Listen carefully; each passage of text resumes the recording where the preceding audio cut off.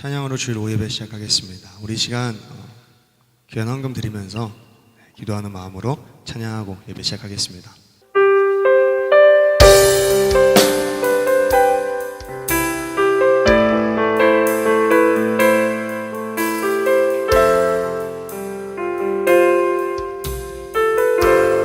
우리에겐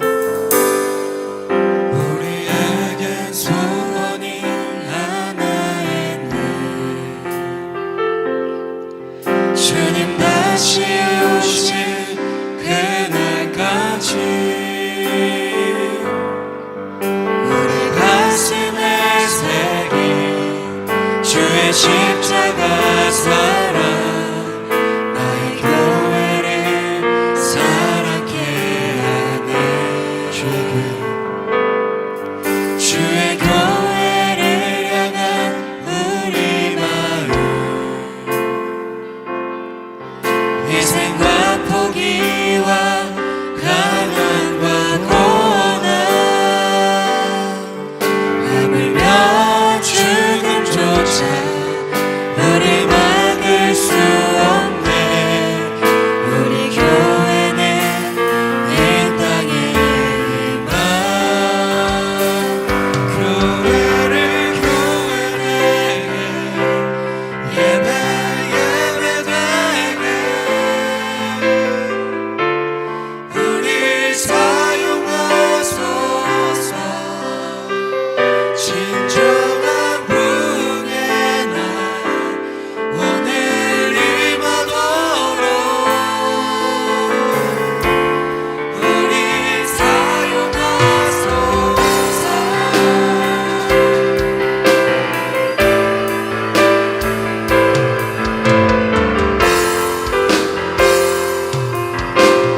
우리 처음부터 고백하겠습니다.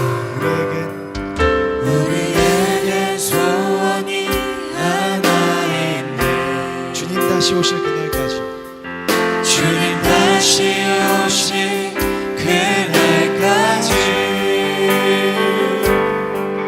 우리 가슴에 새긴 주의 십자가 사랑, 나의 교회를 사랑케 하네.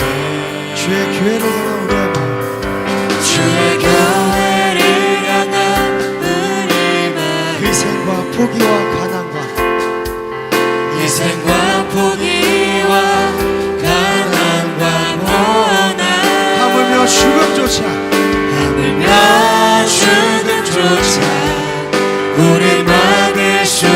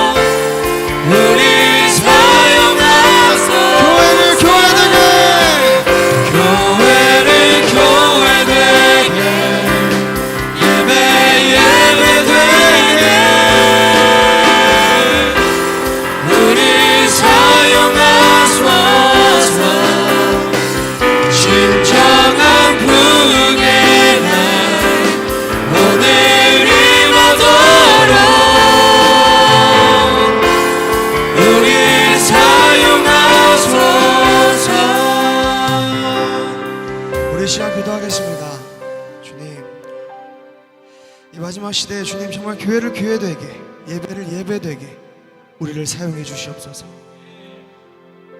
주님께서 우리 마음 가운데 임하시도록, 그 말씀으로 임하시도록 날마다 주의 말씀을 기다리며 그 말씀을 인정하며 주의 말씀 앞에 무릎 꿇고 기도합니다. 허락해 주시옵소서. 오늘 예배 시간, 이 예배 시간을 통해서 주님께서 우리와 함께 해주셔서 앞으로 우리가 살아갈 때에 그곳이 어디든지 간에 하나님의 말씀이 우리를 승리로 이끌어갈 수 있도록 해주시옵소서. 우리에게 주여 세움으로 기도하겠습니다.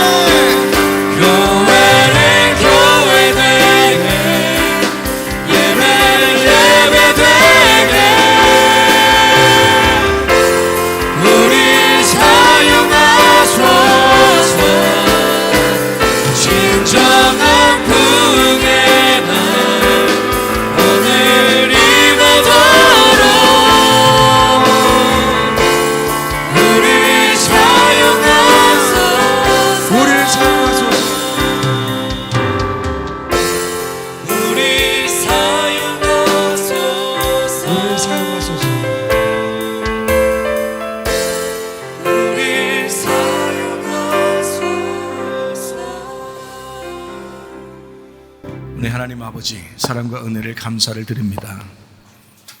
하나님 앞에 귀한 예물 드립니다. 주님 나라 천국에 쌓아지게 도와주시고 주님 만날 때에 많은 상급으로 갚아주실 줄로 믿습니다. 모든 시간과 물질과 몸과 마음이 하나님의 것인 걸 인정합니다. 우리에게 풍성하게 하시사 죄를 많이 감당할 수 있도록 도와주시고 특별히 선교하는 것과 구제하는 일에 많이 쓰여질 수 있도록 우리 하나님 도와주시옵소서. 우리에게 말씀 주셔서 그 말씀으로 하나가 되게 하옵소서. 예수님 존귀하신 이름 받들어 기도 올리옵나이다. 아멘. 주님께 감사합니다.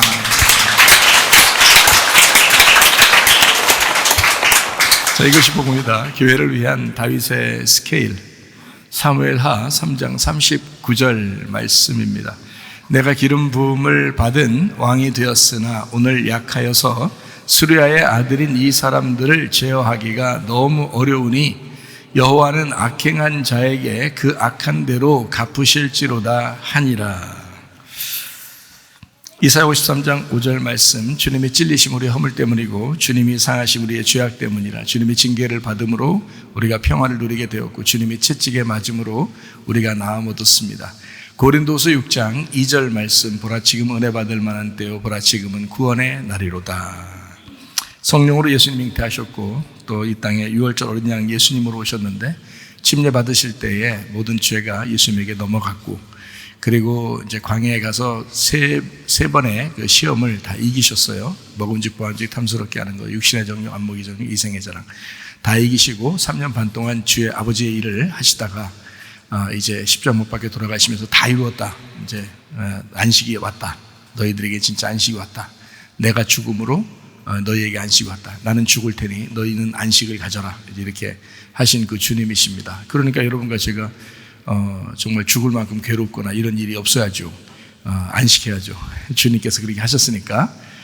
그리고 이제 부활 승천하시고 우리에게 성령으로 임하셔서 우리를 임마누엘 하십니다. 예수님은 구원자라는 이름, 회복자라는 이름, 치료자라는 이름이고 임마누엘은 우리와 함께 하신다라는 것입니다. 그것은 성령님으로 함께 하신다는 말이고요. 그래서 예수님이 물과 피로 임하셨는데 예수님의 죽으심으로 우리가 구원을 얻게 되었다 하는 그 말씀입니다. 그래서 너희가 마음으로 믿고 입으로 시인하여 구원받는다 했어요. 그러니까 우리는 마음으로 믿고 입으로 고백해서 구원을 받는 것입니다. 고린도전서 1장 10절 말씀이요. 같은 말을 하고 같은 마음 그리고 같은 뜻으로 합해야 된다. 이 세상은 너무 다양하고 또 우리를 넘어뜨리려고 하는 그런 세상이기 때문에 거기에 우리가 속하지 아니하고 그리스도 예수 안에서 마지막 때를 승리하는 그 믿음의 사람들이 되려면 같은 말을 해야 되고 같은 마음을 가져야 되고 같은 뜻으로 합해야 합니다. 히브리 13장 8절 말씀, 예수는 그리스도시요 어제나 오늘 영원토록 동일하시다 했습니다. 사도행전 4장 12절에 다른 이로서는 구원을 얻을 만한 이름을 우리에게 주신 적이 없다고 했어요. 그래서 우리가 예수님 믿고 구원받고 천국 가죠. 갈라디아서 2장 20절에 믿음으로, 그리스도의 믿음으로, 하나님의 아들의 믿음으로 우리가 육체 가운데 사는 것이다 라고 했습니다. 육체 가운데 산다는 것은 좀 안 좋은 얘기거든요. 육체 가운데 사는 것은. 그런데 그리스도의 믿음으로 살아가면 된다는 거죠. 왜냐하면 내 믿음으로 살아가면 쓰러지지만 그 육체 가운데 사는 게 그리스도의 믿음이라 하나님의 아들의 믿음으로 살아간다 하면은 승리할 수 있기 때문입니다. 요한에서 4장 8절 16절 말씀 보면 하나님은 사랑이시다 했습니다. 사랑하지 아니하는 자는 하나님을 모른다 그랬고요. 사랑하는 사람만 하나님 안에 거한다 이렇게 했기 때문에 사랑해야 하나님 안에 거하는 거고 사랑하지 아니하면 하나님 안에 거할 수 없고 하나님도 우리 안에 거할 수가 없습니다. 그러므로 억지로라도 힘들어도 어려워도 사랑하기로 결심하셔야 합니다.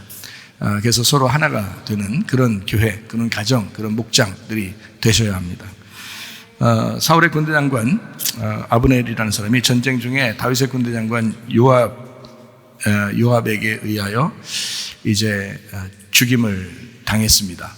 이유는 요압의 동생 아사헬을 죽였기 때문에 그렇습니다. 다윗과 요압이라는 사람, 다윗은 하나님의 교회를 위해서 자기 뜻을 포기한 사람이고 요압이라는 사람은 자기를 위해서 자기의 뜻을 굽히지 않은 사람입니다. 자기가 난 자존심이 강해, 나는 다른 사람 누가 뭐라 해도 내 고집은 이길 수가 없어, 나는 나야, 이런 식으로 하는 사람은요 요압과 같은 사람입니다. 그러면 안 됩니다. 마음속에 미움을 품고 있던 요압이 동생 아사엘의 원수를 갚기 위해서 평화 조약을 맺으러 온 아브넬을 다윗 몰래 죽여버렸습니다. 원수는 반드시 미워해도 된다라고 생각했기 때문입니다. 그러나 다윗은 달랐습니다. 다윗이라는 사람은 요압의 스케일과 완전히 차이나게 살았습니다. 요압은 자기를 위해서 복수하고 원수 갚는 것을 정의라고 생각했지만 그게 선악과예요. 그런데 다윗은 이스라엘 전체를 다스리는 왕권 통치를 원했습니다. 교회는 그렇게 서로 다른 사람들이 있지만 서로 하나가 되셔야 하고, 목장도 서로 다른 사람들이 있지만 서로 하나가 되셔야 합니다. 가정도 서로 다른 사람들이 만나서 살고 있지만 서로 하나가 되셔야 합니다. 그럴 때는 자기 뜻이 포기가 돼야 됩니다. 하나님의 뜻대로 살아가셔야 합니다. 원수도 포용하고 나라를 세우려고 하는 그 다윗의 마음, 이게 생명나무입니다. 자기를 희생하고 억지로라도 그 어려운 가운데 자기를 부인하고 자기 십자가를 지는 마음으로 살았습니다. 다윗의 그림이 달랐다는 말입니다. 큰 그림을 그릴 줄 아는 다윗이었다. 이렇게 우리가 생각을 해봐야 합니다. 그렇지만 그럼에도 불구하고 마지막 심판 때는 어떻게 하느냐? 그때는 심판받습니다. 그 요압이라는 사람이 계속 살아남지는 못합니다. 다시 말하면 그런 마음을 품고 살아가는 사람은 반드시 심판 때는 심판을 받습니다. 그게 솔로몬 시대입니다. 다윗 때는 살려줬지만 그러나 솔로몬 때는 심판 날카롭게 이루어지기 때문에 심판 때는요 반드시, 여러분 심판 때까지 가면 안 됩니다. 여러분이 언제 죽을지 모르지만 언제 죽을지 모르는 그 상황에서 우리가 살아가고 있잖아요. 그러니까 심판 때까지 그런 고집을 끌고 나가지 마세요. 그런 교만을 끌고 나가지 마세요. 그런 자존심을 끌고 나가지 마세요. 그냥 자기를 포기하는 겁니다. 전체를 위해서, 목장을 위해서, 교회를 위해서, 또 성문 기도 학교를 위해서 자기 자신을 포기하는 겁니다. 그게 여러분 살 길이에요. 잘못하면 큰일 납니다, 여러분. 왜냐하면 솔로몬 시대 때는 다윗이 끝나고, 다윗은 사랑해 주려고 했지만 솔로몬 때는 안 그래요. 그때는 심판이거든요. 자기의 때가 온 겁니다. 그 솔로몬 때는 반드시 죽여버려라 이렇게 열왕기상 2장 5절 6절에 요압을 반드시 죽여야 된다. 그가 피를 흘렸기 때문에 그 피값으로 반드시 갚아줘라 이렇게 얘기했습니다. 그 피값으로 반드시 피값을 줘야 된다라고 하는 게 선악과예요. 그러니까 심판 때는 선악과가 오는 겁니다, 여러분. 왜? 요압이라는 사람이 선악과를 품고 살았기 때문에 그런 거예요. 요압이라는 사람이 선악과를 품고 살았기 때문에 심판 때 선악과가 오는 거예요. 근데 여러분, 우리가 요압처럼 하지 말고 다윗처럼 자기가 생명나무를 품고 살게 되면 심판 때 생명나무가 오는 거예요. 선악과가 오지 않고. 그래서 심판 안 받는 겁니다. 우리가 은혜로 구원받고 은혜로 천국 가는 거지, 선악과를 믿고 선악과대로 천국 가는 거 아닙니다. 선악과는 지옥을 가게 돼요. 그래서 요압은 멸망을 하게 돼요. 열왕기상 2장 6절의 말씀에 내 지혜대로 행하여 그의 백발이 평안히 스올에 내려가지 못하게 해라. 그러니까 완전히 죽여서 지옥 가게 해라 이렇게 만들었단 말이에요. 여러분 속에 요압 같은 사람이 있다는 거죠. 그러면 여러분 속에 있는 요압을 반드시 죽여야 합니다. 그래서 깨끗한 마음으로 살으셔야 돼요. 원수는 반드시 죽여야 된다고 요압이 했지만 그게 사람들의 정의라고 생각했지만 다윗의 마음은 그게 아니었다. 서로 품어주고 사랑하는 그런 것이었다라는 겁니다. 사실로 보면 요압이 정의롭지만 진실로 요압을 보면 원수가 되는 것입니다. 아멘이라는 것으로 요압을 보면 그게 원수를 만드는 것입니다. 여러분 속의 마음 속에 오늘 이후로 원수 되는 사람이 없기를 바랍니다. 여러분 마음 속에요. 사실과 진실은 완전히 달라요. 살다 보면 불편한 사람도 있기 때문에 그걸 사실이라 그럽니다. 사실로 보면 내 잘못보다 상대방 잘못이 더 크게 보이는 게 사실입니다. 내가 미워하는 것도 당연하게 보입니다. 그 사람과 함께 있으면 불편하다. 그래서 살다 보면 병이 생기기도 하고 또 질병이 생기는 건 당연하지 않겠냐라고 생각할지도 모릅니다. 그러나 하나님이 주신 게 아니라 자기 유전적인 문제 때문에 또 자기 잘못 때문에 병이 오고 그럽니다. 음식 잘못 먹어도 병이 오고요. 생각을 잘못해서 스트레스를 받아도 병이 오는 거예요. 그러니까 자기 잘못이지 하나님이 주신 그런 자연적인 병이 아닙니다. 여러분 그것도요.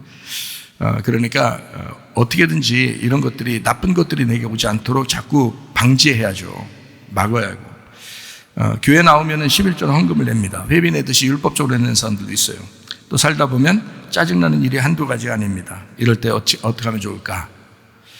억지로 하는 겁니다. 그게 진리라고 했죠. 억지로라도 하는 거. 그래서 억지로라는 말이 시중 들게 하다, 억지로 하게 하다, 강제로 봉사하게 하다. 마태복음 5장 41절에 억지로 오리를 가게 하면 심리를 같이 가져라 라는 말이 있고요.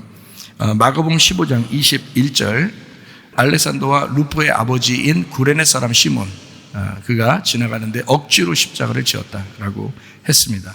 그러니까 억지로 해야 될 것이 참 많다는 얘기입니다. 그 억지로가 힘들죠. 그래서 희생해야 됩니다. 자기를 희생하고 자기를 부인하고 자기 십자가를 지는 거죠. 그게 어려우니까 힘들게 침노하라는 거예요. 힘들게. 그게 침노란 말이에요. 그 어디를 침노하겠어요? 자기를 침노하라는 거예요. 자기를. 그게 침노에 가는 거예요. 그래야 천국을 맞이하게 된다는 거예요. 천국이 자기 속에 들어오게 돼요. 배고프면 밥 먹어야 돼요. 밥 먹기 싫어도 억지로 먹어야 된단 말이에요. 아프면. 살기 위해서 억지로도 숨을 쉬는 것처럼 건강하기 위해서 억지로 걸어야 되듯이 억지로 살려고 노력하는 것도 진리라 이 말입니다. 이건 사실이 아니라 진리. 그래서 내가 싫어도 따라하는 거. 그래 말씀했으니까 내가 한번 순종하자 하는 것을 진리라 그럽니다. 진리를 따라가야죠. 그래서 인생은 전쟁이라 그럽니다. 천국은 침노하는 것이다 라고 마태복음 11장 12절에 말씀하고 있습니다. 그러니까 자기를 희생시키면서 살아가게 되고 그게 그리스도인이다 라고 말씀했습니다. 주님을 따르는 진정한 그리스도인, 자기를 부인하고 자기 십자가를 지고 따라가는 사람이다. 마가복음 8장 34절에 말씀하고 있습니다. 결과는 반드시 좋게 나타난다. 자기가 십자가를 지고 자기를 부인하고 따라가면, 진리를 따라가게 되면 결과는 반드시 좋게 나타난다. 로마서 16장 13절 루포의 어머니가 초대교회에서 바울의 어머니가 된다. 구레네 사람 시몬의 아들 루포가 바울의 형제가 되고 구레네 사람 시몬의 아내인 그 여자가 바울의 어머니가 된다. 바울은 루포의 어머니를 자기 어머니로 삼았다. 놀라운 일이죠. 굉장한 것입니다. 아무도 그렇게 일부러 바울이 그렇게 내 어머니다라고 이렇게 표현하지 않지만 구레네 사람 시몬의 아내는 내 어머니다라고 바울이 일부러 고백하는 것을 봐서 굉장히 그 가정과 친했던 것을 알 수가 있습니다. 하나님은 반드시 억지로 한 것까지도 그냥 넘어가지 않으시는 하나님이십니다. 자기를 위해서가 아니라 주님과 교회를 위해서 노력하고 희생하고 자기 십자가를 지고 반드시 선하게 갚아주신 하나님을 기대하고 살아가면 좋겠다 하는 것입니다. 요압은 선악과에 충실한 군인이었습니다. 원수를 원수로 알고 보복해야 된다, 미워해도 마땅하다 이렇게 생각했던 사람, 눈은 눈으로 이는 이로 율법적인 사람이었죠. 그러나 다윗은 생명나무의 사람이었습니다. 스케일이 남달랐습니다. 여러분도 이제 이해가 되시죠? 사무엘하 3장 39절에 여호와가 갚으실 것이다 라고 했습니다. 그 여호와가 갚으실 것이다 라는 말은 평안을 주실 것이다, 여호와가 완전하게 할 것이다, 자기는 힘이 약하지만 하나님이 회복시켜 줄 것이다 라는 그런 말씀입니다. 교회를 생각하는 스케일을 가지고 있던 사람, 원수를 원수로 생각하지 않고 이스라엘 나라를 생각한 사람, 교회를 위해서 나 자신을 희생하는 사람, 목장을 위해서 나 자신을 희생하는 사람, 성문기도 학교를 위해서 나 자신을 희생하는 사람이었다. 자기를 잃어버려도 교회는 살아야 되겠다, 자기를 잃어버려도 목장은 살아야 되겠다, 자기를 잃어버리는 한이 있더라도 성문기도학교는 살아야 되겠다라고 하는 그런 사랑의 사람이었습니다. 다윗처럼 모두를 품을 줄 아는 사람이 되셔야 합니다. 주님을 사랑하면 교회를 생각하게 되어 있습니다. 주님을 사랑하면 목장을 생각하게 되어 있고, 주님을 사랑하면 성문기도학교를 사랑하게 되어 있습니다. 주님을 사랑하게 되면 이 마음속에 진심으로 아멘이 됩니다.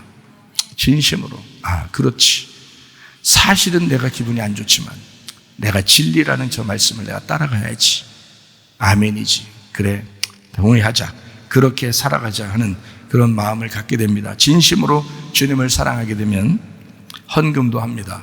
주님을 진심으로 사랑하게 되면 기도와 말씀을 기뻐합니다.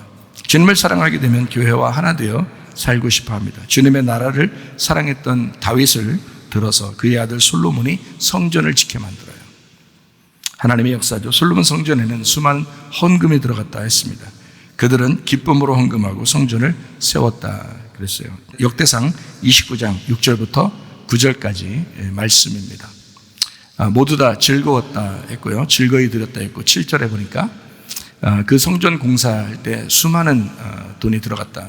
8절에 보니까요, 보석을 가진 사람도 냈다. 또 9절에 보니까 백성들은 자원하여 드렸고 기뻐했다 그랬습니다. 헌금을 드렸는데 굉장히 기뻐했대요. 그들이 성심으로 여호와께 자원하여 드렸으므로 다윗 왕도 심히 기뻐했다, 이렇게 말씀하고 있습니다. 주님을 사랑하는 다윗과 솔로몬과 그의 백성들의 작품이었습니다. 그게 성전이었습니다. 그러니까 성전은 하나님이 지으라고 해놓고서도 사람들이 모두 다 협력해서 성전을 지으라고 그렇게 했습니다. 하나님을 사랑하면 무엇이라도 하게 돼 있다 하는 것입니다. 나보다 모두를 생각했던 다윗이 있었습니다.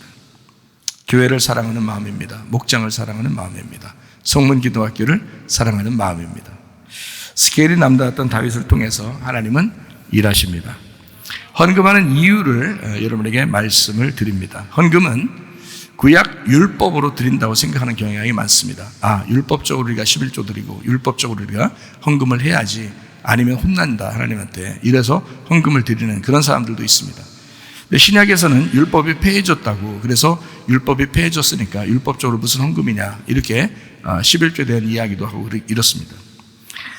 물론 성경의 레위기 민수기서에서는 하나님께 율법적으로 헌금과 헌물을 드린 것이 기록되어 있습니다. 실제로 율법적이니까 그렇게 꼭 해라라고 성경에서는 명령을 내린 것 같죠. 그렇지만 성경은 율법 없이 드린 예물들도 있습니다. 잘 생각해 보면요, 그러니까 성경에서 헌금은 율법적이다, 그래서 나는 율법적인 건 하나님이 다 완성했으니까 난 안 해도 돼, 이렇게 생각하는 사람도 있는가 본데, 사실은 율법 없이 드린 헌금들도 있었습니다. 성경에는요. 아브라함과 야곱이 그랬습니다. 잘 생각해 보세요.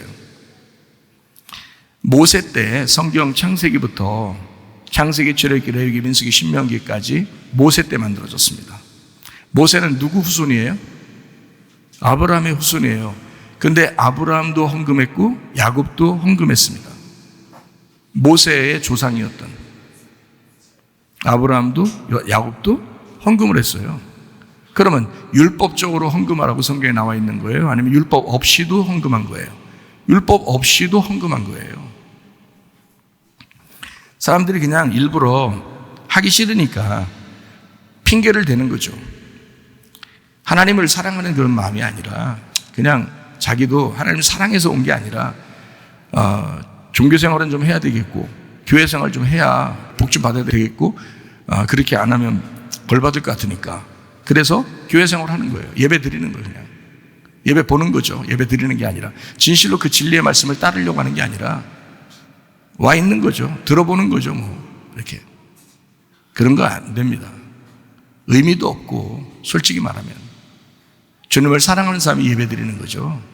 그렇지 않은 사람은 예배 드리는 게 아니고 예배 보러 오는 거죠. 그렇게 해서는 안 됩니다. 자, 창세기 14장 20절 말씀이요. 너희 대적을 네 손에 붙이신 지극히 높으신 하나님을 찬송할지로다 하며 아브라함이 그 얻은 것에서 10분의 1을 멜기세덱에게 주었더라. 아브라함이 멜기세덱에게 11조 드렸습니다. 모세 때 율법이 만들어졌고 모세 오경이 만들어져 창세기 출애굽기 레위기면서 신명기가 그 전에 모세 전에 아브라함이 11조 드렸대요. 창세기 28장 22절 말씀입니다. 내가 기둥으로 세운 이 돌이 하나님의 집이 될 것이요 하나님께서 내게 주신 모든 것에서 10분의 1을 내가 반드시 하나님께 드리겠나이다 하였더라. 자, 야곱이 고백한 거거든요. 누구한테 배웠을까요? 믿음의 사람 아브라함에게 배운 겁니다. 자기 할아버지 아브라함에게 믿음의 사람 아브라함에게 이 헌금에 대해서 배운 겁니다. 그래서 야곱이 누가 뭐 자기한테 억압한 것도 아닌데 누가 뭐 명령한 것도 아닌데 스스로 자기가 하나님 앞에 예물을 드리겠습니다 라고 고백한 것입니다. 여러분 어떻습니까? 여러분 누가 하라고 해서 헌금하는 건가요? 아니면 믿음으로 하나님 앞에 드리시는 건가요? 믿음으로 하시기를 바랍니다. 율법적으로 하는 게 아닙니다. 여러분 율법 사람들은 뭐 야 구약의 율법인데 율법적으로 헌금하라고 돼 있으니까 우리 율법적으로 하는 거 뭐 안 좋은 거야 뭐 그럼 지금 은혜 시대니까 뭐 내 맘대로지 뭐 이렇게 생각하는지 모르지만 자기 맘대로 살 수 있었던 아브라함과 야곱도 율법이 없었던 그 시대도 하나님 앞에 헌금하고 살았다. 잘 생각해 보셔야 됩니다. 아브라함과 야곱의 11조 율법 오기 훨씬 전부터 은혜에 감사한 마음으로 드렸던 예물이었습니다. 이해가 되시죠? 자, 11조에 대한 이야기하면 말라기 3장을 우리가 빼놓을 수 없죠. 말라기 3장 8절부터 12절까지 말씀입니다. 사람이 어찌 하나님의 것을 도둑질하겠느냐? 그러나 너희는 나의 것을 도둑질하고도 말하기를 우리가 어떻게 주의 것을 도둑질하였나이까 하는도다. 이는 그 11조와 봉헌물이라. 너희 곧 온 나라가 나의 것을 도둑질하였으므로 너희가 저주를 받았느니라. 만군의 여호와가 이르노라. 너희의 온전한 11조를 창고에 들여 나의 집에 양식 있게 하고 그것으로 나를 시험하여 내가 하늘 문을 열고 너희에게 복을 쌓을 곳이 없도록 붙지 아니하나 보라. 만군의 여호와가 이르노라. 내가 너희를 위하여 메뚜기를 금하여 너희 토지 소산을 먹어 없애지 못하게 하며 너희 밭에 포도나무 열매가 기한 전에 떨어지지 않게 하리니 너희 땅이 아름다워짐으로 모든 이방인들이 너희를 복되다 하리라. 만군의 여호와의 말이니라 했습니다. 여기 11조라고 하는 게요, 하나님을 시험하는 도구가 될 만큼 11조가 축복의 통로가 된다고 말씀했습니다. 그 정도 하나님이 이렇게 명령해서 얘기할 정도면 이게 너 나를 조사해봐라, 너 나를 검사해봐라, 11조라는 걸 가지고 한번 검사해봐라 할 정도로 중요하게 하나님이 말씀하신 겁니다. 사람들의 이야기에 여러분이 혹시 혹한 것은 바로 여러분 자신들이 그러고 싶어서 하나님을 진심으로 사랑하는 건 아닌데 율법적으로 하는 것 같아서 자기 느낌에 그게 기분 나쁘고 자기가 잃어버리는 것 같으니까. 여러분 사랑하는 사람만 생겨도요 선물할 때 아끼지 않습니다. 사랑하는 사람만 생겨도. 여러분 주님을 사랑한 게 아니고 율법적으로 주님을 만나려고 했던 겁니다. 이해가 되세요? 그래서는 안 된다. 하나님은 그러니까 너희들 나 검사해봐, 나 조사해봐, 11조 되면서 조사해봐 한번, 이렇게 얘기해요. 목사님 제가요 그때요 한번 했는데요 나는 잃어버린 것 같았어요. 율법적으로 했는지 주님을 정말 사랑했는지 보시라고요. 자신을 점검하시라고요. 진짜 주님을 사랑하는지를 한번 보시라고요. 여러분, 그만큼 하나님은 11조의 축복에 대해서 확신하고 있다는 말입니다. 하나님은 자기 조사해보라는 거예요. 확실하다. 근데 11조를 통해서 또 복받은 사람도 많이 있다고 그러잖아요. 그죠? 근데 그렇게 사람들이 율법적으로 하면서 그거 조사 못 합니다. 검사 못 해요. 율법적으로 하면서는. 11조는 정확히 말해서 예수님이십니다. 11조는요, 예수님이에요. 자, 첫 번째가 10번째예요. 11조라고 하는 건 10번째를 얘기하는 거거든요. 첫 번째도 예수님 거, 10번째도 예수님이에요. 완전하다는 거거든요. 그래서 처음도 끝도 예수님이다. 그래서 그 예수님을 드리라는 거예요. 여러분을 드리라는 게 아닙니다. 예수님이, 너 속에 예수님이 있는지 그거 드려봐라. 믿음으로 그거 드려봐라는 거예요. 그게 헌금이에요. 여러분, 빛이라고 하는 것을 첫 번째 날에 창조합니다. 그리고 7번째 날에 안식하죠. 첫 번째 날 빛이 7번째 날에 안식이에요. 그러니까 첫 번째와 7은 하나, 예수님이었습니다. 첫 번째 빛도 예수님, 안식도 예수님이에요. 성경을 이해하셔야 돼요. 예수님을 드리라는 거였어요. 여러분, 돈 드리는 거 아닙니다. 여러분은 진짜 속에 예수님이 있는가, 그걸 먼저 점검하셔야 돼요. 그걸. 예수님이 속에 없으면 여러분 율법적이 되고 합리화시키기 시작하고 그리고 어떻게든지 자기 건 자기 거라고 생각할 수 있죠. 신약에서는 풍부한 연보를 드렸다 이렇게 말씀합니다. 그러니까 율법적이 아니었어요. 율법이 다 완성되었기 때문에 오히려 은혜 가운데 있었던 사람들이 고린도 후서 8장 2절에 이렇게 말씀합니다. 환난의 많은 시련 가운데서 그들의 넘치는 기쁨과 극심한 가난이 그들의 풍성한 연보를 넘치도록 하게 하였느니라. 여러분, 가난했는데 헌금은 더 많이 풍성하게. 왜? 은혜니까. 자기는 율법적인 게 아니었으니까, 율법으로 하는 게 아니었으니까. 여러분, 성경은 사람들의 핑계로 성경을 보면 안 됩니다. 색안경 끼고 성경 보면 안 됩니다. 있는 그대로 믿음으로 성경을 보셔야 합니다. 이 연도는 풍성함과 부족함이 없도록 균등하게 한다고 했습니다. 자, 고린도 후서 9장 5절 말씀. 그러므로 내가 이 형제들로 먼저 너희에게 가서 너희가 전에 약속한 연보를 미리 준비하게 하도록 권면하는 것이 필요한 줄 생각하는, 이렇게 준비하여야 참 연보답고 억지가 아니니라. 무슨 말이에요? 연보는 미리 준비한 것으로 하라는 겁니다. 미리 준비하고, 그리고 억지로 하지 마라, 이렇게 되어 있습니다.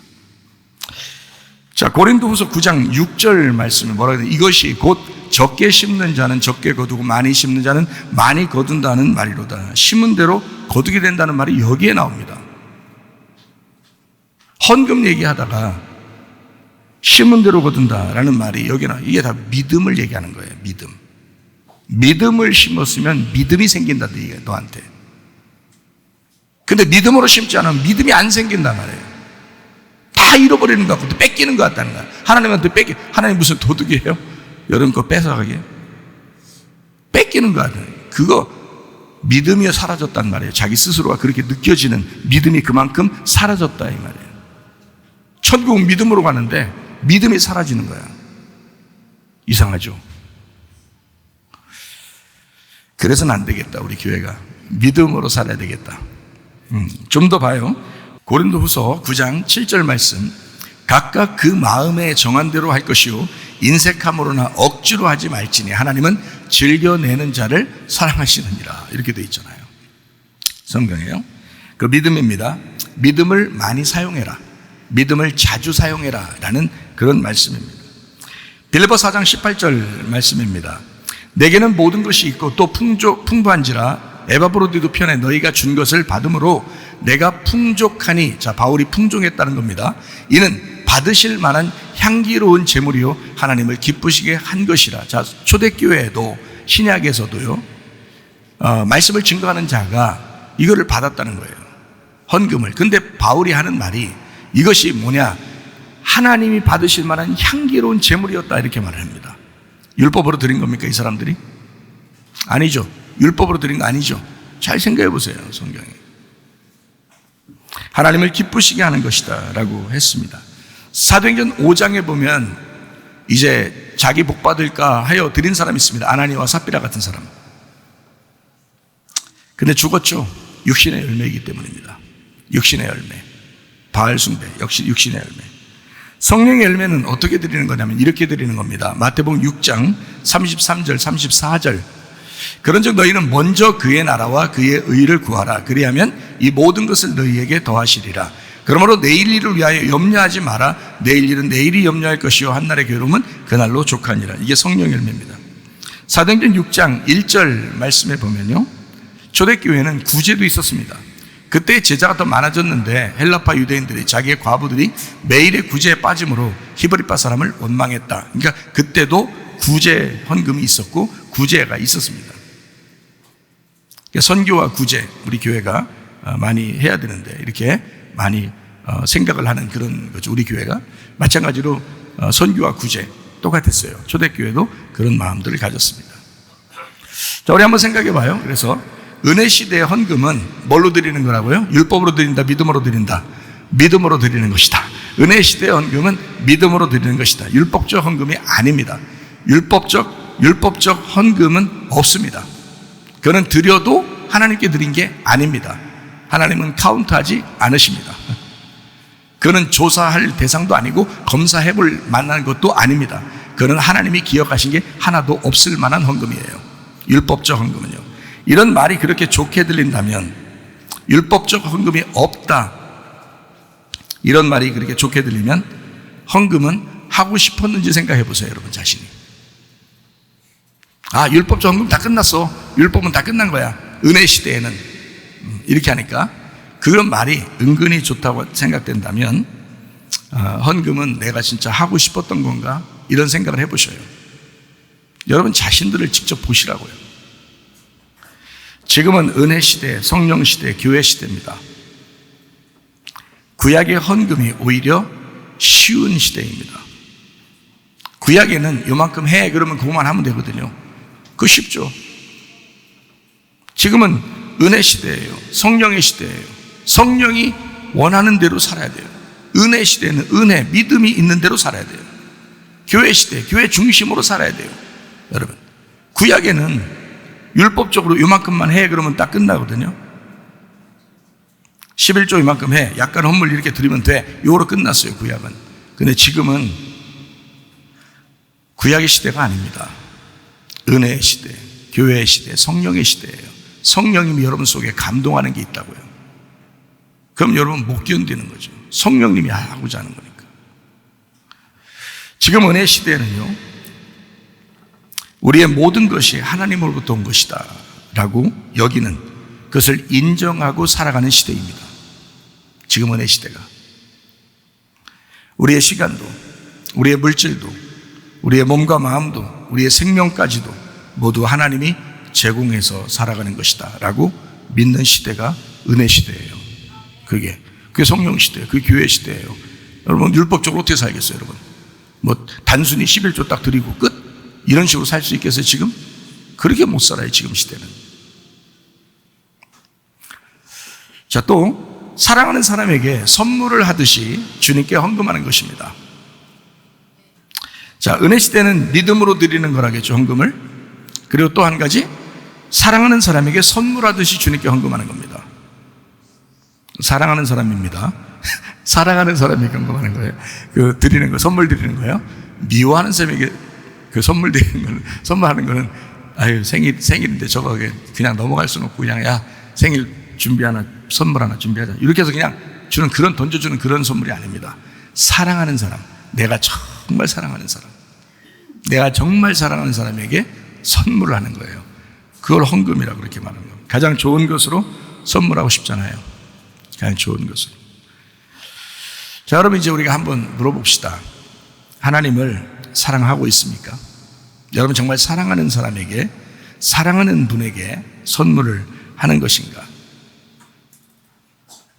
예수님은 자기 생명을 주고 우리를 사랑했습니다. 나는 나의 생명 같은 무언가를 선물로 드릴 용기가 있는가? 그게 없으니까 오히려 이 핑계 저 핑계 대면서 합리화시키고 헌금은 드리기 싫고 내 건 내 거라고 하고 싶고 하니까 그렇게 살아가는 것은 아닌가? 잘 생각해 보시라 이 말이에요. 선물을 더 하고 싶어서 믿음으로 더 드리고 싶어서 안 달라야죠, 사실은요. 그렇지 않습니까? 진짜 사랑하는 사람에게 하는 거라면. 교회 운영을 위해서 헌금을 합니다. 교회는 나 개인이 소속돼 있지만 공동체가 함께 있습니다. 내 개인 욕심에 헌금이 될 수 없는 거죠. 그러니까 공동체를 위한 헌금이 될 것입니다. 세금도 내야 되죠. 월세도 내야 되죠. 사례비도 드려야 되죠. 식사도 해야 되죠. 선교 구제도 해야 되죠. 여러 가지 용도로 쓰여집니다. 나의 것을 나누어서 공동체인 교회를 위해서 헌금하는 거죠. 자, 그러면 내 욕심이었어요? 공동체를 생각한 거였어요? 공동체를 생각한 거죠. 그러니까 지금 시대를 무슨 시대라 그래요? 교회 시대라 그러는 거죠. 내 개인의 시대가 아니고. 이해가 됩니까? 자, 제가 말하는 걸 이해가 되겠어요? 자, 우리는 은혜 시대의 헌금은 믿음으로 드리는 것이라 했습니다.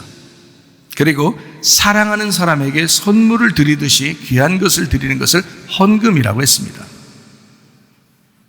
또 헌금은 교회 운영을 위해서, 나 개인이 아니라 교회 운영을 위해서 드리는 것이다. 이게 헌금이다. 여러분 어떻게 생각하고 있었나요, 여러분? 자기 욕심이라고 하는 자기 개인을 위해서 나의 복을 위해서 헌금했다라고 하면 당신은 바알 숭배한 것이고요. 그게 아니라면 진정한 헌금이 되셨어야 되는 것입니다. 여러분 믿음으로 하셔야 합니다. 선교와 구제를 위해서도 헌금합니다. 오른손이 하는 것을 왼손이 모르게 교회 이름으로 헌금하는 선교 구제하게 되면 자기를 드러내지 않고도 겸손해져서 좋습니다. 어떨 때는 우물을 팠을 때 우물 누가 팠다 이렇게 알려주기도 하고 교회에 누구누구 헌금해서 이렇게 그 학교도 짓고 교회도 지었다 막 이렇게 이야기도 합니다. 할 수 있죠. 우리 교회에서도 그렇게. 어떨 때는 또 얘기도 안 해요. 뭐 누가 했다는 게 교회에서 했다 이렇게 했다 이렇게 얘기를 하고요.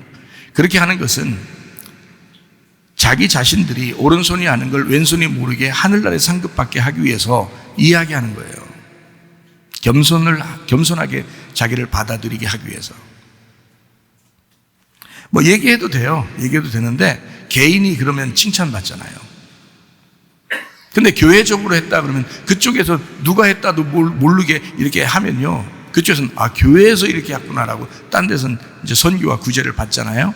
그러면 좋다고요. 그러면 개인의 어떤 교만이 나타나지 않고 겸손해질 수 있고 오른손이 하는 걸 왼손이 모르게 구제하라고 성경에 나왔으니까 그걸 그대로 성경대로 우리가 한 것이니까 그것도 좋고 그래서 선교와 구제도 교회를 통해서 하는 게 좋다 하는 것입니다. 그게요. 그래서 선교와 구제를 위해서도 헌금한다. 자, 헌금을 다시 정리합니다. 자, 믿음으로 드리는 것입니다. 선물하듯이 가장 귀한 사람에게 가장 사랑하는 사람에게 선물하듯이 하나님 앞에 헌금하는 것이다. 또는 교회 운영을 위해서 헌금을 한다. 그리고 선교와 구제를 위해서 헌금을 한다. 그러면 그걸 가지고 선교하고 구제하는데 아주 편리하기 때문에 그렇습니다. 자, 그렇죠? 우리 교회 같은 경우는 성문 기도학교가 있습니다. 성문 기도학교에 쓰여질 일들이 참 많아요. 그게 많이 없었으면 아마 다른 데 더 많이 또 선교하고 그랬겠죠. 우리 교회 같은 경우는. 근데 학교에 쓸 일이 참 많은데 어쨌든 지금까지 주님의 은혜로 살았습니다. 앞으로 또 주님의 은혜가 더 넘치시기를 바랍니다. 예, 헌금을 하지 못하면 이제 죄책감을 갖게 되죠. 어떤 사람들은. 근데 요한복음 8장 32절의 말씀에 보면 진리를 알고 진리 안에서 너희가 자유하게 된다. 이렇게 됐거든요. 근데 헌금 못하면 양심 가책이 옵니다. 어떤 학생도 이런 질문을 하더라고요. 헌금을 못하는 양심의 가책이 오는데 어떻게 해야 합니까? 이런 질문도 성경 공부 시간에 하더라고요. 제가 이런 설명들을 했습니다. 또 어떤 학생들이 아멘을 못하면 또 양심의 가책이 오는데 어떡합니까? 이렇게 다른 사람 아멘 다 하는데 자기 아멘을 뭐 타이밍을 놓쳐서 못했을 경우에 어떡하냐고 이런 질문도 해요. 계속 죄를 짓는 것 같고 계속 반복된 죄를 짓는 것 같으면 양심의 가책이 오죠. 당연히. 근데요, 예수님께서 광야에서 시험을, 세 가지 시험을 이기셨어요? 지셨어요? 이기셨죠. 자, 죄책감은 올 수 있는데 사람이 죄책감이 오다 보면 시험에 걸린단 말이에요. 근데 그 시험은 예수님이 이기셨어요. 그러니까 죄책감은 올 수 있지만 시험에는 걸리지 말아야 되는 거예요. 자, 제 말을 무슨 말인지 이해가죠? 그러니까 우리 교회 다니는 사람들은 시험 한 명도 안 걸리기를 바랍니다. 시험 걸려 넘어지면 안 되는 거예요. 그거는 마귀가 하는 거예요. 근데 마귀를 예수님이 이기셨는데 왜 시험 걸려요? 죄책감 가질 수 있죠. 양심의 가책 가질 수 있죠. 그런 건 있을 수 있어요. 좀 더 하고 싶은데, 예를 들어서 사랑하는 사람에게 정말 좋은 선물을 하고 싶은데 돈이 없어가지고 정말 좋은 선물을 못하고 내가 있는 한껏 했는데 그 사람이 볼 때는 정말 하찮은 거예요. 그래도 나는 정성 다해서 했는데 그쪽에서 너무 좀 그럴 것 같아. 그래서 막 내 마음속에 죄책감이 있고 양심의 가책이 있고 좀 미안하고 이런 건 있을 수 있죠. 그렇다고 시험 걸리면 안 된다는 거죠. 그러니까 시험은 예수님이 다 이기셨다. 광야에서 예수님이 십자가 돌아가시면서 사망까지 완성했습니다. 시험에도 걸리지 말아야 되고 죽지도 말아야 되는 거예요. 자, 진짜 이거를 믿어지십니까? 이게 진짜 믿어지셔요? 그러니까 시험 안 걸려야 되는 거야. 시험 걸린 사람 옆에 있으면 불쌍한 거예요. 그거는 왜냐하면 예수님이 다 이기셨는데 그 예수님을 안 믿었기 때문에 그렇거든요. 그러니까 넘어진 거예요, 자기가. 그럼 우리 모든 죄는 어떻게 해요? 사라졌어요? 안 사라졌어요? 사라졌다고 했잖아요. 성경에 나와 있잖아요. 그걸 안 믿어. 왜? 그걸 믿어야지. 그러니까 시험 걸리면 안 돼. 근데 우리 양심은 살아있어요? 양심이 죽었어요? 양심은 뭐 율법 있기 전에도, 성경 만들기 전에도 있었어요. 양심이라는 거는 그 양심이 율법보다 훨씬 더 강력해요. 그러니까 보세요. 자, 양심은 살아있어요. 죄는 다 사라졌어요. 정확하게 우리 아십시다. 양심은 살아있어요. 양심이 죽은 게 아닙니다. 양심은 살아있어요. 자, 주님께 대한 사랑의 표현이 뭐예요? 헌금입니다. 주님께 대한 믿음의 표현이 아멘입니다. 그러면 헌금을 안 했을 수도 있고 아멘을 못 했을 수도 있어요. 그러니까 주님께 대한 내가 사랑의 표현을 했어야 되는데 놓친 거야. 주님께 대한 그 믿음의 표현을 했어야 되는데 그걸 놓친 거예요. 그럴 수 있잖아요. 가책이 올 수 있죠. 충분히. 양심의 가책은 있을 수 있습니다. 계속 자기 혼자만 아는 죄를 짓고 반복되는 죄를 지어도 양심의 가책이 옵니다. 그렇죠? 성경에서 말하는 게 아니더라도 자기 혼자 양심의 가책이 있다고요. 양심의 가책. 그러니까 양심의 가책은 중요한 겁니다. 양심의 가책이 없으면 문제인 거예요. 양심의 가책이 있으면 아직 양심이 살아있다는 겁니다. 근데 양심의 가책이 없다. 난 잘못한 게 없어. 저 사람이 잘못이야. 그리고 나는 잘못이 없어. 나는 이렇게 살아도 괜찮아. 양심의 가책이 없어졌다 그러면 당신은 이미 양심이 굳어진 것입니다. 그 사람은 큰 문제가 생긴 거예요. 그 양심을 막 그냥 주물딱 하고 그냥 늘렸다 줄였다 하고 막 그냥 막 망치로 때려서라도 이 양심을 빨리 풀어주셔야 돼. 부드럽게 풀어주셔야 돼. 양심이 죽으면 그 사람은 인격적으로 죽은 것입니다. 양심의 가책이 있다고 해서 그래서 잘못된 것은 아니다. 오히려 양심의 가책이 없다면 그게 문제다. 이해가 되시겠어요? 그런 양심의 가책이 올 때에 거기에 몰두하여 걸려 넘어져서는 안 된다 이 말입니다. 그 시험이거든요. 그게 귀신에게 빌미를 제공하는 거예요. 여기 속에 막 뭔가 응어리진 거 있잖아요. 근데 그것 때문에 귀신에게 빌미를 딱 넣으면 그냥 넘어져 버립니다. 귀신하고 함께 짝짝꿍하면 안 돼. 그런 게 있다 하더라도 귀신에게는 마음을 주지 말아야지. 귀신에게 마음을 주면 어떻게 되는 줄 알아요? 미워하는 사람 미워지게 됩니다. 갈라지는 사람 갈라지게 됩니다. 네. 귀신은 그렇게 만드는 거예요. 하나님은요, 연합시킵니다. 하나로 만듭니다. 자기 마음을 완전히 두들겨 부셔서라도 하나가 되기를 원하죠. 그게 하나님 마음입니다. 근데 귀신이 들어오면 사람을 갈라내요. 양심의 가책을 놓고 진지하게 주님께 부탁하시길 바랍니다. 여러분이 하나님, 내 양심이 이렇습니다. 하나님, 양심의 가책이 옵니다. 하나님, 그 하나님 앞에 충분히 그렇게 기도하셔야 합니다. 다시는 그렇게 하지 않겠습니다 하고 회개도 하셔야 됩니다. 그래도 또 그럴 수도 있습니다. 왜? 사람이 살다 보면 또 그렇게 하거든요. 그럴 때 죄책감이라는 단어를 사용하지 말고 예수님께 대한 미안한 마음이라고 바꾸어서 생각하시면 좋습니다. 내가 이러지 말았어야 되는데 죄책감이 들어. 그러면 죄책감 때문에 중압감이 생겨서 귀신이 들어올 수 있거든요. 그러니까 내가 이러면 안 되는데 예수님께 미안하다, 이렇게 마음을 바꾸란 말이에요. 생각을 바꾸시라고요. 그러면 좀 더 편하다고요. 편하게만 마음 만들어 주려고 하는 거 아닙니다. 회개하는 게 가장 마음 편해요, 여러분. 자, 생각해 봐요. 회개는 생각과 마음을 바꾸는 것에서 시작합니다. 그게 회개예요. 회개라는 거는 원어적으로 보니까 이게 생각과 마음을 바꾸는 거예요. 이렇게 돌아서는 거예요. 바꾸는 거. 요거를 관역에서 벗어난 거를 이렇게 관역 쪽으로 다시 오는 거고, 길에서 미끄러진 거 다시 길 쪽으로 오면 되는 거예요. 어렵지 않아요. 생각과 마음을 바꾸면 됩니다. 자기가. 근데 이걸 바꾸기 싫죠. 왜? 자기 욕심 때문에, 자기 교만 때문에, 자기 고집 때문에. 그래서 바꾸기 싫어서 그런 거지 일부러 그런 거예요. 일부러. 근데 자기만 그래, 말씀 따라 내가 살아야지 하고 하면, 그 진리 따라 내가 살아야지, 사실은 기분 나쁘지만 진리를 따라 내가 살아야지 하면 그거 금방 바꿀 수 있습니다. 생각과 마음을 바꾸면 되거든요. 그걸 회개라 그럽니다. 회개라고 하는 거예요. 생각과 마음을 바꾸는 거다. 우리의 모든 죄가 용서받았습니다. 이거 분명히 가지셔야 합니다. 예수님께서 3가지 시험을 다 이기시고 십자가 못 박혀 돌아가시면서 다 이루었다 했을 때는 우리의 모든 죄가 사라졌다는 것을 입증하는 거죠. 그러니까 그거를 분명히 믿어야 된다. 더 이상 다른 죄책감은 있을 필요가 없다 하는 것입니다. 그래서 진리를 알면 자유하게 되는 겁니다. 이 자유라고 하는 것을 몰라서 방종하게 되면, 그래 좋아, 뭐 하나님 날 다 용서했어, 어차피 나 죄 다 용서한 거야 라고, 그럼 내가 요압처럼 살아도 되겠네. 안 그렇다 했잖아요.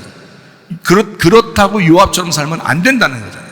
하나님이 죄 다 용서했으니까. 그런데도 불구하고 원수는 원수처럼 살고, 미워하는 건 미워하는 것처럼 살고, 하나님께 헌금도 안 하고 봉사도 안 하고 교회 와서 서로 묵장도 나누어지고 교회도 나누어지고 이런 식으로 살면 되겠냐 이거예요. 안 된다. 주님께 미안하지도 않느냐 이거예요. 양심의 가책도 없느냐 이거예요. 예수님께 너무 미안하지 않느냐. 진리를 알게 되면 자유하다 그랬지 방종하다만 하는 게 아니잖아요. 여러분 잘 생각해 보라고요. 진리를 알지니 진리가 너희를 자유롭게 하리라 그랬죠. 참된 자유가 있어야지. 억압되고 누구에게 매여 있고 이게 뭔 그리스도인이에요. 예수 믿는 사람은 그렇게 해서는 안 됩니다. 예수님께 너무 미안하잖아요. 그 미안한 마음을 주님께 아뢰시기를 바랍니다. 그게 기도예요. 그게 회개 기도지 뭐예요. 그리고 죄에 집중하지 말고 오히려 주님께 집중하시기를 바랍니다. 우리에게 다른 죄는 없습니다. 오히려 미안함이 있을 뿐입니다. 주님을 알았다면 당신이 주님을 알았다면 주님께 너무 미안하잖아요. 우리가 죄인 되었을 때에 하나님은 자기의 아들을 이 땅에 죽게 함으로써 하나님의 사랑을 확증했다고 로마서 5장 8절에 말씀합니다. 우리가 아직 죄인 되었을 때에 그리스도께서 우리를 위하여 죽으심으로 하나님께서 우리에 대한 자기의 사랑을 확증하셨다. 이런 하나님은 어떠한 죄인들 용서하지 않겠느냐? 다 용서한다. 이런 하나님인데, 그래서 진리를 알면 자유하다라고 하는 것입니다. 이런 말씀들이 진리니까. 자, 모든 죄는 용서되었습니다. 뭐 때문에요? 예수님이 죽으심으로. 야, 예수님이 죽으시면서 너를 구원했대. 그게 진짜 믿어진다면 이 속에 자유가 와야 되지 않겠나? 진짜 진리대로 따라 살아야 되지 않겠나? 생각해 보시라. 예수님을 믿지 않는 것이 우리에게는 유일한 죄입니다. 요한복음 16장 9절 말씀에 말씀하고 있습니다. 죄에 대하라 하면 그들이 나를 믿지 아니하며. 그러니까 예수 안 믿으면 죄예요. 예수 믿었으면 당신은 바뀔 것입니다. 그러나 예수 안 믿으면 당신은 안 바뀝니다. 예수 안 믿었기 때문인 거예요. 내가 예수를 아는데요, 예수를 내가 믿는데요, 주여 주여 하는데요, 거짓말 치지 마세요. 진실로 아버지의 뜻대로 살려고 한 건 아니죠. 당신 욕심대로 살려고 한 거죠. 당신 기분대로 살려고 한 거죠. 당신 생각대로 살려고 한 거죠. 자, 오늘 이 말씀을 듣는 여러분이요, 진리 가운데 거하시기를 바랍니다. 진리가 여러분을 자유하게 할 것입니다. 여러분 스스로가 자유해야, 주님 안에서의 자유가 있어야죠. 진리 안에서의 자유가 있어야죠. 그 말은 진리라는 누군가가 나를 위해 죽었다는 게 진리예요. 그렇기 때문에 그 안에서 자유하다는 거야. 그러니 여러분 자신들이 양심의 가책이 올수록 하나님 앞에 기도할 수 있어야 하고요. 하나님, 내가 주의 뜻대로 살겠습니다. 주님 너무 미안해요. 주님 너무 미안해요. 내가 주님 뜻대로 살아가겠습니다. 아버지 뜻대로 살아가겠습니다. 그래야 하나님 나라가 여러분의 것입니다. 여러분, 천국이 여러분 되시길 바랍니다. 예수 신랑을 잘 알지 못한 죄입니다. 사랑하는 사람을 사랑하지 못한 죄입니다. 뭐 이런 죄들이 있을 뿐입니다. 왜냐하면 예수님을 알지 못하는 게 죄니까, 예수님을 믿지 못하는 게 죄니까, 예수라는 사랑하는 자를 내가 사랑하지 못한 죄, 내가 예수라는 그분을 내가 믿지 못한 죄, 내가 그 예수를 알지 못한 죄, 그런 죄가 요한복음 16장 9절의 죄입니다. 주님을 진정으로 사랑하십니까? 여러분, 그렇게 말할 수 있습니까? 주님을 사랑하면 더 이상 잘못하고 싶지 않을 것입니다.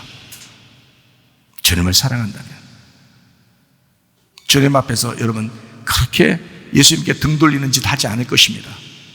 정신 차리세요. 진리를 알면 알수록 사랑하게 되어 있습니다. 진리는 사랑을 가져오기 때문입니다. 진리의 말씀이신 예수님은 하나님의 사랑을 전달하기 위해서 이 땅에 내려오셔야만 했습니다. 진리라는 본질이 사랑이라는 그 표현력을 가지고 있었습니다. 그래서 사랑한 겁니다.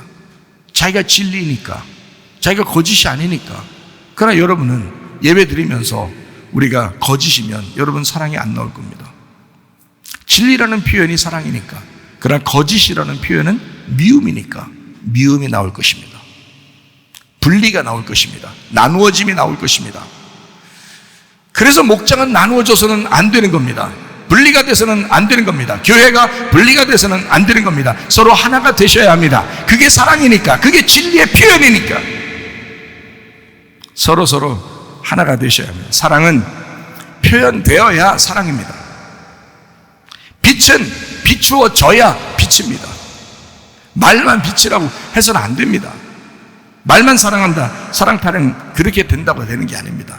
사랑은 표현이 돼야 됩니다. 빛은 표현이 돼야 됩니다. 사랑과 빛은 진리의 표현이기 때문에 그렇습니다. 이해가 되시겠죠? 진리를 품고 있는 사람은 반드시 그 빛을 비추는 사랑을 하게 되어 있습니다. 사무엘하 2장 6절 말씀이요, 너희가 이 일을 하였으니 이제 여호와께서 은혜와 진리로 너희에게 베푸시기를 원하고 나도 이 선한 일을 너희에게 갚으리니. 거기 진리, 에메트입니다. 진실함, 성실한, 안전성, 진리, 진실. 하나님이 하나님이 멜렉 왕이 되신다. 타미드, 언제나 항상 아만에서 왔어요. 이 진리라는 이 단어가 에메트인데 이 에메트가 아만에서 왔어요. 세우다, 지탱하다, 양육하다, 확고하게 하다, 신실하게 하다, 신뢰하다, 믿다, 연구하다, 조용하다, 진실하다, 확실하다, 오른쪽으로 가게 하다, 확신, 믿는다, 키운다, 세운다, 신실하다, 꾸준하게 하다, 유모같이 키운다, 이런 말이거든요. 이게 아만입니다. 에메트라는 진리는 하나님이 언제나 왕이 되시느냐, 여기에서 진리가 있는 겁니다. 여러분 속에 진리가 있다면 하나님이 여러분의 왕이 되실 것입니다.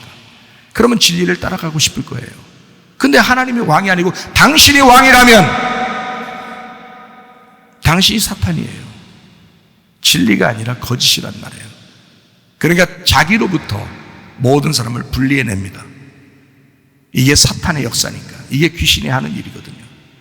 근데 하나님은 그렇지 않습니다. 연합합니다. 평화합니다. 서로 하나가 되게 합니다. 너희에게 평강이 있을지어다. 예수님 부활하고 난 다음에 평강이 있을지어다. 에이레네 연합이 있을지어다. 서로 하나가 될지어다. 연합할지어다. 서로 하나가 될지어다. 이 말이거든요. 예수님이 부활하고 나서 왜 그 말을 먼저 했을까요?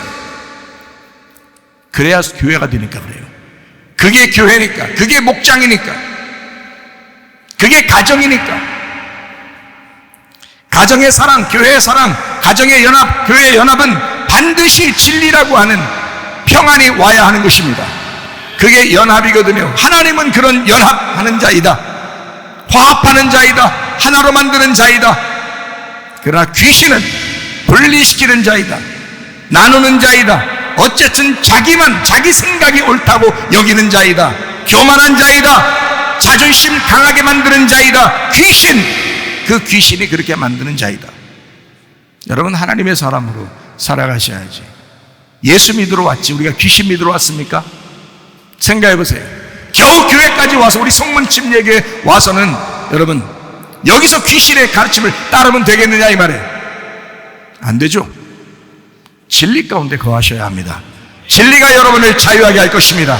하나님이 여러분을 자유하게 할 것입니다. 하나님이 여러분을 연합시키실 것입니다. 하나님의 말씀이 여러분을 연합시킬 거예요. 여러분 자신들이 스스로 그 진리를 따라가고자만 하면 그렇게 된다는 것입니다.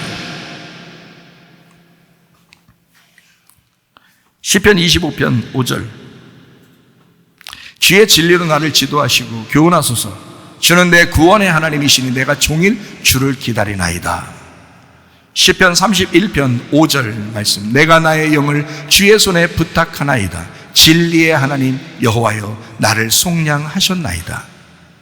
시편 119편 142절 주의 의는 영원한 의요 주의 율법은 진리로소이다. 진리 가운데 있다는 거예요. 참 중요해요. 시기질도 미움 없이 주님을 사랑하는가. 우리의 껍질이 벗겨지는 것을 진리라고 합니다. 아직 껍질 벗겨지지 않아서 그래요. 너무 단단해 껍질이. 벗겨요. 껍질을 부셔버리셔야 합니다. 베드로의 껍질을 벗기신 예수님, 그게 진리입니다. 껍질 벗기는 예수님이 찾아오게 되면, 그 진리가 찾아오게 되면 사랑의 사명을 갖습니다. 요한복음 21장 15절부터 17절까지 말씀입니다. 그들이 조반 먹은 후에 예수께서 시몬 베드로에게 이르시되 요한의 아들 시몬아 네가 이 사람들보다 나를 더 사랑하느냐. 여러분에게도 질문하실 것입니다. 이르되 주님 그러합니다. 내가 주님을 사랑하는 줄 주님께서 아십니다. 이르시되 내 어린 양을 먹여라 하시고 또 두 번째 이르시되 요한의 아들 시몬아 네가 나를 사랑하느냐 하시니 이르되 주님 그러합니다. 내가 주님을 사랑하는 줄 주께서 아십니다. 이르시되 내 양을 쳐라. 세 번째 이르시되 요한의 아들 시몬아 네가 나를 사랑하느냐 하시니 주께서 세 번째 네가 나를 사랑하느냐 하심으로 베드로가 근심하여 이르되 주님 모든 것을 아시오며 내가 주님을 사랑하는 줄 주님께서 아시나이다. 예수께서 이르시되 내 양을 먹여라. 아가파오 하느냐 필레오 합니다. 아가파오 하느냐 필레오 합니다. 그럼 필레오 하느냐? 네, 필레오 합니다. 예수님은 먼저 죽으셨기 때문에 자기가 필레오로 얘기를 해도 상관없다 그랬죠. 그러나 우리들은 아가페가 안 되잖아요. 인간이니까. 그 아가페 하신 그 주님을 필레오로 사랑하는 거예요. 그 주님 때문에 여러분 자신을 갖다 포기하는 거죠. 예수님 없었으면 여러분 포기 안 하고 사셔도 돼요. 제가 이런 말 하지 않아도 되고 저부터도 우리 자신 포기하지 말고 삽시다 했을 거예요 아마. 예수님 안 계셨으면. 근데 예수님이 계셔요. 예수님이 말씀하시는 거잖아요. 그러니까 우리는 그 주님을 따라가는 거예요. 힘들어도 어려워도 억지로라도 자기를 부인하고 십자가를 지는 것입니다. 요한복음 13장 34절 35절 말씀이요. 새 계명을 너희에게 주노니 서로 사랑하라. 내가 너희를 사랑한 것 같이 너희도 서로 사랑하라. 너희가 서로 사랑하면 이로써 모든 사람이 너희가 내 제자인 줄 알리라. 그랬습니다. 어린 양 대신 진리, 그 거룩한 신부, 그 어린 양과 신부는 서로 사랑하는 겁니다. 교회 안에서도, 목장 안에서도, 또 성문기도학교 안에서도 서로 사랑하는 겁니다. 그러나 거짓은 짐승과 같고 음녀와 같아서, 그 더러운 음녀와 같아서 서로 미워합니다. 당신 속에 더러운 음녀를 몰아내고 거룩한 신부가 되시기를 바랍니다. 짐승을 몰아내고 어린 양 예수가 여러분의 주인 되시기를 바랍니다. 깨끗한 영이라고 하는 것, 선한 영, 성령입니다. 성령이 너에게 임하시면 할 때도 그 성령입니다. 하기오스 푸니마, 순결한, 정결한, 깨끗한 영. 더러운 영이라고 하는 건 악한 영입니다. 가난하고 병들게 하는 영, 귀신의 영, 악한 포네로스 푸니마, 귀신의 영입니다. 가난하게 하고 병들게 하는 영. 그런 영이 여러분 속에 들어오면 좋겠습니까? 그게 거짓인데 진리의 영이 들어오도록 해야죠. 성령의 영이 들어오도록 해야죠. 하나님이 여러분 안에 거하시도록 해야죠. 우리 교회가 성령으로 충만하시길 바랍니다. 요한복음 18장 37절 38절 말씀이요. 빌라도가 이르되 그러면 네가 왕이 아니냐? 예수께서 대답하시되 네 말과 같이 내가 왕이니라. 내가 이를 위하여 태어났으며 이를 위하여 세상에 왔나니 곧 진리에 대하여 증언하려 함이로라. 무릇 진리에 속한 자는 내 음성을 듣느니라 하신대. 빌라도가 이르되 진리가 무엇이냐 하더라. 이 말을 하고 다시 유대인들에게 나가서 이르되 나는 그에게서 아무 죄도 찾지 못하였다. 근데 예수님 죽으셨어요. 누구 때문이에요? 당신 때문입니다. 바로 저 때문입니다. 이런 예수님, 진리가 무엇이냐? 예수님의 진리십니다. 한마디로 사랑이시라는 겁니다. 한마디로 연합이다, 하나다, 화합이다, 평안이다. 네가 날 사랑하느냐? 주님 물어보시면 뭐라고 대답할 것입니까, 여러분? 네가 나를 사랑하느냐? 주님을 진리로 알게 되면 사랑을 표현하게 되어 있습니다. 어려워도 힘들어도 억지로라도 하게 되어 있습니다. 왜냐하면 진리를 따라가기 때문에. 자기 생각이 아니니까. 진리를 깨달으시기를 바랍니다. 주님을 사랑하게 되어 있습니다. 요압은 선악과의 충실한 군인이었습니다. 원수를 원수로 알고 보복해야 마땅하다고 생각한 사람입니다. 눈은 눈으로 이는 이로 갚아줘야 된다 이렇게 생각한 사람입니다. 그렇지만 다윗은 생명나무의 사람이었습니다. 스케일이 남달랐다 그랬죠.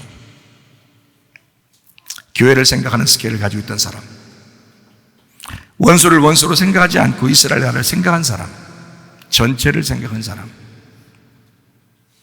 교회를 위해서 나 자신을 희생하는 사람, 목장을 위해서 나 자신을 희생하는 사람, 성문 기도학교를 위해서 나 자신을 희생하는 사람. 자기를 잃어버려도 교회는 살아야 되겠다. 나를 잃어버려도 목장은 살아야 되겠다. 내 자존심은 잃어버려도, 내 고집은 잃어버려도, 내 교만은 잃어버려도 성문 기도학교는 살려야 되겠다. 교회는 살려야 되겠다. 목장은 살려야 되겠다. 가정을 살려야 되겠다는 사람. 다윗처럼 모두를 품을 줄 아는 사람이 되셔야 합니다. 주님을 사랑하게 되면 교회를 생각하게 되어 있습니다. 주님을 사랑하면 내 가슴 속으로 아멘하게 되어 있습니다. 주님을 사랑하게 되면 헌금 걱정 없이 합니다. 따져보지 않고 합니다. 인색감으로 억지로 하지 않습니다. 즐겁게 합니다. 주님을 사랑하게 되면, 주님을 사랑하면 기도와 말씀을 기뻐하게 되어 있습니다. 주님을 사랑하게 되면 교회와 하나 되어 살고 싶어 합니다. 그게 교회, 주님을 사랑하기 때문에 그렇습니다. 무엇이 말씀이고 무엇이 진리인지 알기 때문에 그런 거예요. 여러분의 자존심이나 고집이나 교만 정말 지옥에나 던져버리고 여러분 그리스도의 신부가 되셔야 합니다. 주님의 나라를 사랑했던 다윗을 들어서 그의 아들 솔로몬이 성전을 짓게 되었다 했습니다. 역대상 29장 6절부터 9절까지 말씀입니다. 이에 모든 가문의 지도자들과 이스라엘 모든 지파의 지도자들과 천부장과 백부장과 왕의 시무관이 다 즐거이 들이되 하나님의 성전 공사를 위하여 금 5천 달란트, 금 10,000달에 은 10,000달란트, 놋 18,000달란트, 철 10만 달란트 드리고 보석을 가진 모든 사람, 게르손 사람 여이엘 손에 맡겨 여호와의 성전 곳간에 드렸더라. 백성들은 자원하여 드렸으므로 기뻐하였으니 곧 그들이 성심으로 여호와께 자원하여 드렸으므로 다윗 왕도 심히 기뻐하니라. 솔로몬 성전에는 수많은 헌금이 들어갔습니다. 그들은 기쁨으로 헌금하고 성전을 세웠습니다. 주님을 사랑하는 다윗과 솔로몬과 그의 백성들의 작품이었습니다. 하나님을 사랑하면 무엇이라도 하게 되어 있습니다. 이것저것 따지지 말고 주님 사랑하시기를 바랍니다. 사랑하면 다 할 수 있습니다. 다 하고 싶어져요. 사랑하면 다 해주고 싶고, 그죠? 그러니까 여러분이 주님을 사랑하는가를 먼저 보셔야 돼요. 내가 주님 사랑하나? 주님 사랑하면 사랑하는 사람을 위해서 뭐든지 다 해주고 싶잖아요. 마찬가지예요. 내가 주님을 사랑하나? 그게 먼저지. 뭐 율법적으로 뭐 이 개라 야 여러분 헌금해야 돼, 뭐 기도해야 돼, 말씀해야 돼, 뭐 서로 사랑 하나 돼야 돼, 뭐 연합해야 돼, 뭐 목장, 뭐 가정, 교회, 뭐 더 사랑해. 이거요. 내가 진짜 주님 먼저 사랑하는가 그거 보세요, 여러분. 주님 사랑하는가 보세요, 여러분. 주님 안에 거하여 살고 있는가 그거 보세요. 그러면 다 하게 돼 있습니다. 걱정 없이 다 하게 돼 있어요. 누가 시키지 않아도 하고 싶어지게 돼 있어요. 근데 그게 따지게 되거들랑 여러분 스스로 합리화시키기 시작하거들랑 여러분 속으로 뭔가 따지기 시작하고 억지로나 인색함이 되거들랑 여러분은 뭔가 시험에 걸리고 있다는 겁니다. 뭔가 잘못되고 있다는 겁니다. 말씀대로 살고 싶어지지 않고 있다는 겁니다. 뭔가 자기가 먼저 세워지고 있다는 겁니다. 교회 공동체보다, 목장 공동체보다 자기가 세워지고 있다는 것을 아는 것입니다. 그러면 안 됩니다. 말씀하는 것 이것저것 따지지 말고 주님 사랑하면 다 할 수 있습니다. 사랑하는 사람을 위해서 뭐든지 해줄 수 있기 때문에 그렇습니다. 그러니까 다른 거 이것저것 따지지 말고 묻지도 말고 뭐 하는 것만 물어보라고요. 여러분 자신에게 내가 주님 사랑하는가? 나는 진짜 주님 사랑하는 마음으로 살아가고 있는가 요즘에? 언제 죽을지 모르니 개인의 종말이라는 건 날마다 준비되어 있으니 내가 주님을 사랑하고 있는가? 오늘 주님 만나도 나는 떳떳한가? 나는 주님을 사랑하다가 주님 만난 것인가? 요거를 한번 생각해 보시길 바랍니다. 주님 사랑하다가 주님 만나시기를 바랍니다. 우리 하나님 아버지 사랑과 은혜를 감사를 드립니다. 하나님 사랑만 하다가 주님 만나게 하옵소서. 예수님 존귀하신 이름 받들어 기도 올리옵나이다. 아멘. 주님 감사합니다. 우리 하나님